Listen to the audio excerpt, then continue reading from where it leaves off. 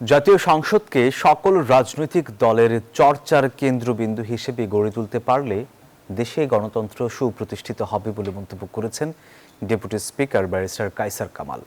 রাজধানীর সেগুনবাগিচায় নেত্রকোনা সাংবাদিক ফোরামের আয়োজনে ইফতার মাহফিলে কথা বলেন তিনি। বলেন, প্রত্যেকটি রাজনৈতিক দলের আলোচনা সমালোচনা সংসদকে কেন্দ্র করে হলে বাংলাদেশের গণতন্ত্র শক্তিশালী হবে।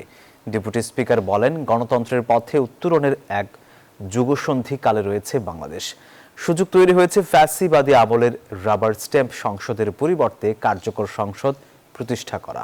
প্রায় ১.৫ দশক দেশে ফ্যাসিবাদের শাসন কায়েম ছিল। মহান জাতীয় সংসদকে রাবার স্ট্যাম্প হিসাবে ব্যবহার করা হয়েছিল। নির্বাচন কমিশনকে ক্ষমতা নবায়নের এজেন্ট হিসাবে বিবেচিত হতো।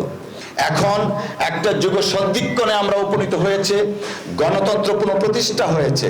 আমরা দৃঢ়ভাবে বিশ্বাস করি, মহান জাতীয় সংসদকে যদি সমস্ত রাজনৈতিক দলের রাজনীতি চর্চার কেন্দ্রবিন্দু হিসাবে গড়ে তুলতে পারি, তাহলে বাংলাদেশে গণতন্ত্র সুপ্রতিষ্ঠিত হবে।